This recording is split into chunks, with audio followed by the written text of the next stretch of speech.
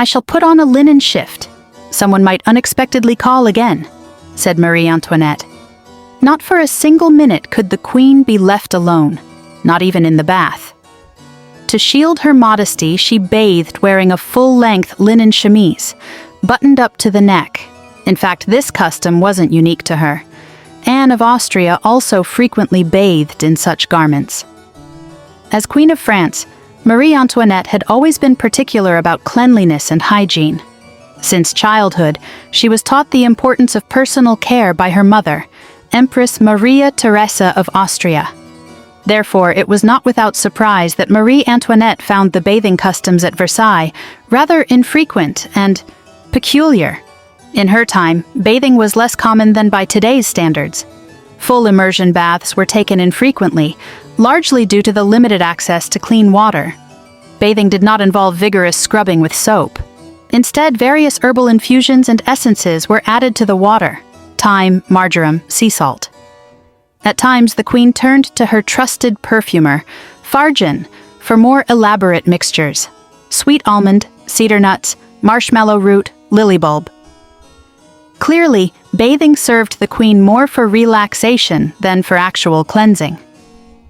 When Marie Antoinette bathed in the morning, she would often take her breakfast in the bath, on a special tray brought by her servants directly into the room. After her bath, the première femme de chambre would shield the queen with a sheet, later wrapped around her body. She would then change into a fresh shift and don a robe with slippers. But as Marie Antoinette's popularity declined, even her bathing habits were turned against her.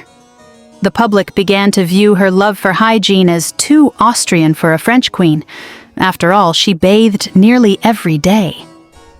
The queen's bathing attendants would add sachets of almond powder, orange peel, and iris root to scent and soften the bath water. The copper tub was lined with 3 cushions. Marie Antoinette bathed in the morning, and the ceremonial washing could last up to 4 hours. It was the perfect occasion to take a French lesson from a tutor. There was no real concept of breakfast at the time. People simply sipped something warm while bathing. Marie Antoinette preferred tea with lemon, or coffee with milk, depending on the source. Hair was rarely washed in the tub. It was brushed thoroughly instead. The bathrooms at Versailles were narrow, closet-like rooms, their doors hidden behind the walls of the bedchambers.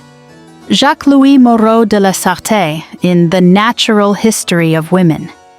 Marie Antoinette particularly enjoyed having warm water poured over her, an early form of what we'd now call a shower. She washed her feet every morning and evening. Later in life, she began to favor a more natural appearance over towering wigs and preferred lighter fragrances. After all, why wear overpowering perfume when one simply practices good hygiene? Sadly, her Austrian heritage was often used against her. Whispers and slander followed her into the bath. Rumors spread that the queen did not just relax there, but also received her lovers.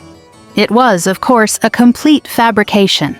But in an age of discontent, those who despised the monarchy seized any excuse to direct their anger, no matter how unfounded. Marie Antoinette's approach to hygiene was seen as unusual at the French court, where powder, perfume, and carefully masked odors had long replaced soap and water. At Versailles, many nobles preferred to cover natural smells with strong scents rather than wash, a tradition born out of limited plumbing and fear of illness believed to be caused by bathing. But Marie Antoinette, raised in the far more pragmatic and hygiene-conscious court of Vienna, could not abandon her habits. She demanded regular cleaning of her private chambers, had her linens changed daily, and insisted that her bed linens be aired out, a request that baffled many courtiers. She even had a porcelain bidet installed in her private bathroom, an unheard-of luxury at the time. Unlike others at court, she also paid special attention to oral hygiene, using a mixture of crushed mint, salt, and vinegar to clean her teeth. Her perfumer Farjan created scented waters not only for her skin, but also to freshen her breath, something almost no one else at Versailles considered important. Some saw her fastidiousness as foreign and cold, while others quietly admired her refusal to conform to the stale and perfumed decadence of the old ways.